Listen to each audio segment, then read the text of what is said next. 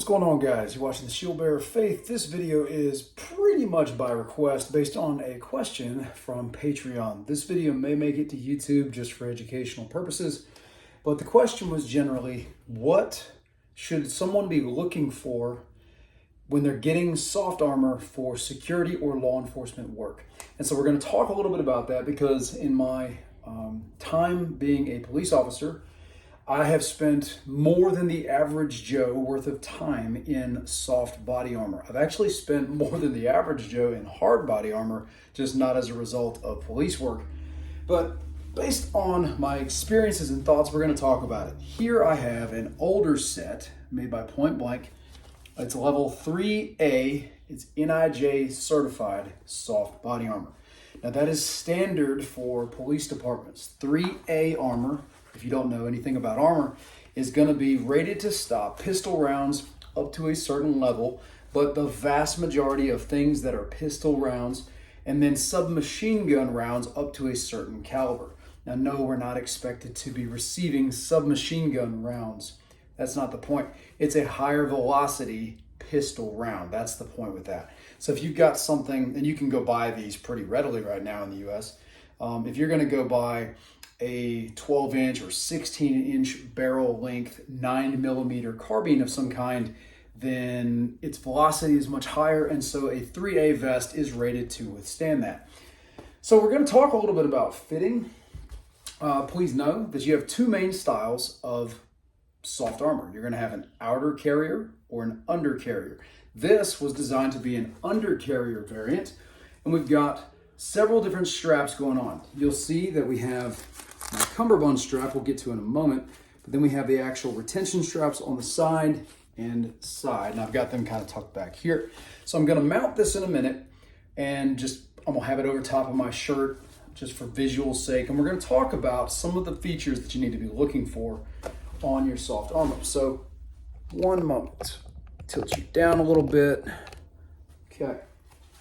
So the way that I get in it is I tend to leave one side secured all the time, and then I swim into it. So I'll go in through this side, get my head through, and then I'll grab my cummerbund strap, which I usually just have sitting right here on the side.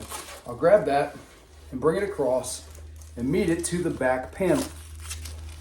Now, this is really important because what that cummerbund strap does is it brings your back panel to you.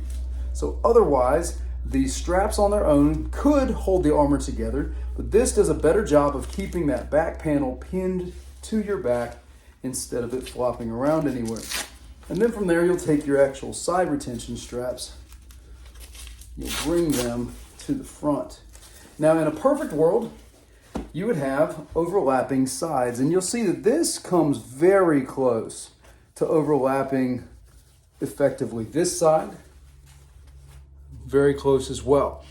And the reasoning for that is you want a whole torso encompassing series of armor plating here. And I'm going to use plating loosely, right? So armor panel, you can interchange the word plate for panel.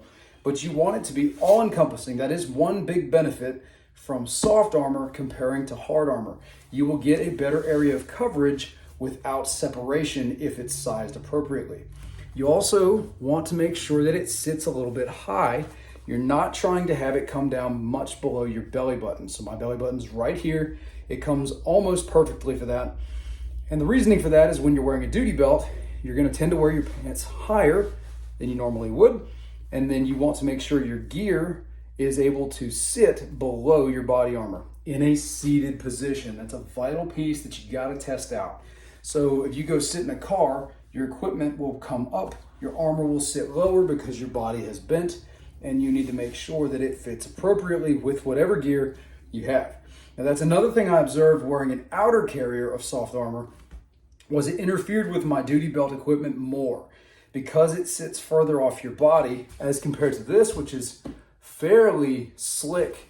If you look at it, it is very much against my body in all aspects. There's not a lot of room. It will cause you to sweat like you're wearing a leather jacket all the time. Your chest will sweat continuously. It doesn't really matter what temperature it is. So once we make sure that we're trying to overlap on the sides, and this one Could be slightly larger, but it's an older vest now. I've probably changed in size a little bit from when it was fitted 7-8 years ago. You want it to overlap a little bit. That way you have full protection. Another thing that some carriers will do is give you the option, see if I can remove it, for a trauma pad right here. So this right here is an additional piece of soft body armor that was designed to sit right here in the dead center where your vital organs would be. So like your heart and your lungs. Let's see if I can get it back in here. And it would act as an additional cushion if you took a hit here. So again, it's not covering everything with that additional thickness. It's just a dead center. And there's a couple reasons that will come to mind, not just bullets. Soft armor is also going to do a better job of preventing a tension pneumothorax if you get in a car wreck and you hit the steering wheel, which in police work is actually probably more likely than being shot. Because we ride around a lot, there are legal provisions for this. We ride around a lot without a seatbelt on. And before anyone asks, I have never written a seatbelt ticket. So don't ask. I don't really think that is something that people understand when you're doing police work. You've got so much stuff that the seatbelt can snag on. It's not that I'm trying to say seatbelts don't work. It's more I'm trying to say that it was actually more hazardous because you couldn't get out of the car as efficiently. So I had this happen one day, and after this, I stopped wearing a seatbelt as a police officer.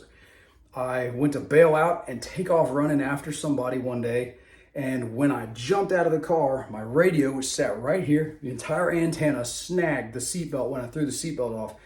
I jump out, and it yanked me back in the car. Well, there's only so many times you got to have that happen before you're going to say it's not worth it.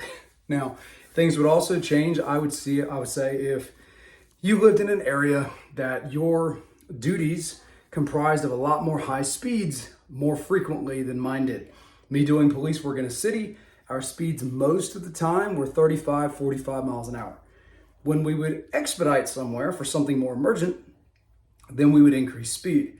When you go lights and sirens, yeah, you can absolutely get up much faster than that, which I've done a lot. In those moments, sometimes, not all the time, I'm being honest, I would bring the seatbelt down because the risk had changed. That's just my opinion. It was just more often I was needing to get out much quicker because of the environment I worked in.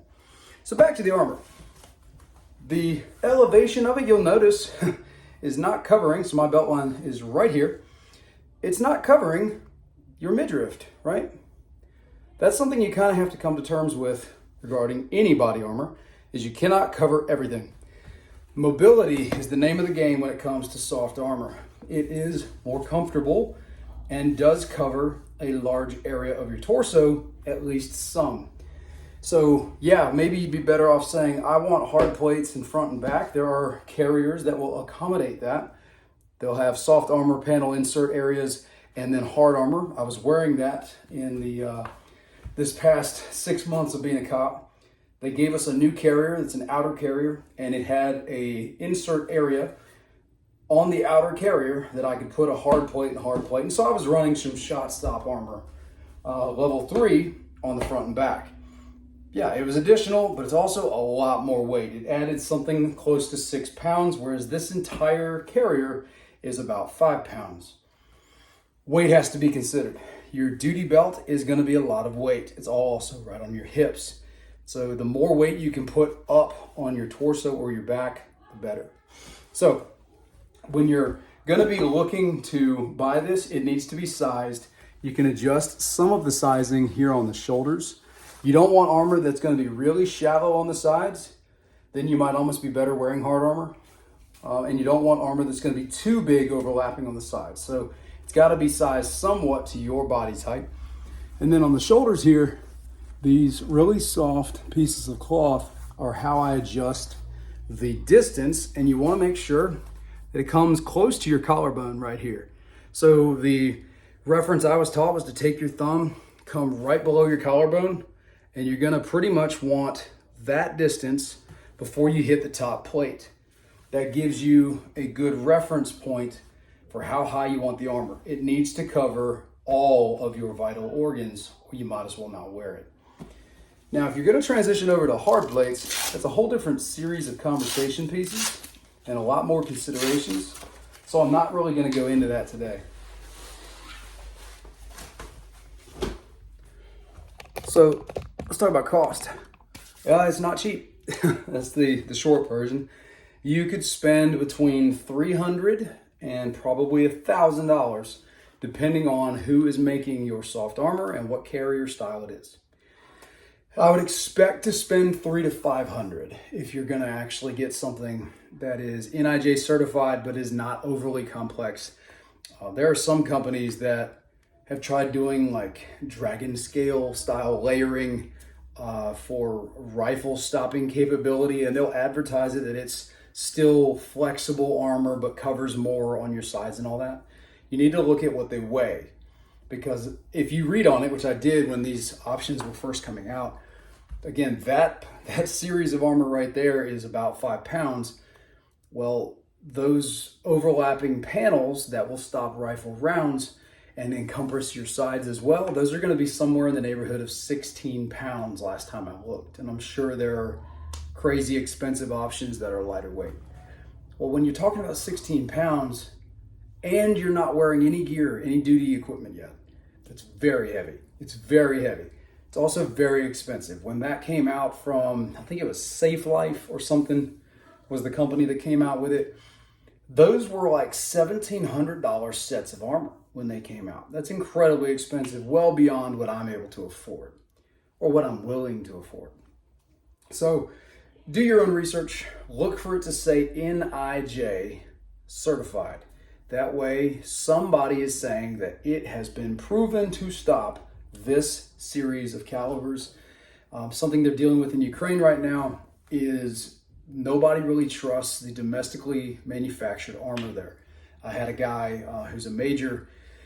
He is requesting an American-made set of rifle stopping plates. And the reasoning is obvious. It's because they don't trust the quality of their manufacturer. It does not have a standard put in place like NIJ rating that the United States has. So that is a benefit. It is a standard that has to be met. And you can probably find just dozens of videos for any given company. I could probably find one easily in 5 minutes on YouTube for point blank armor. And something else to know, armor will fail eventually. It's just a fact.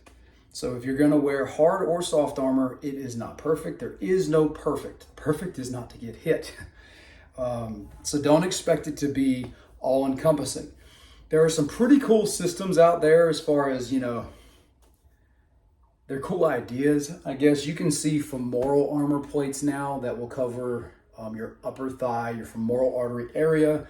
Hoplite armor does a pretty cool series of armor. There'll be rifle stopping shoulder sections now. All of that is additional weight. And all of that will have gaps in your armor eventually. So just know that. You cannot cover everything.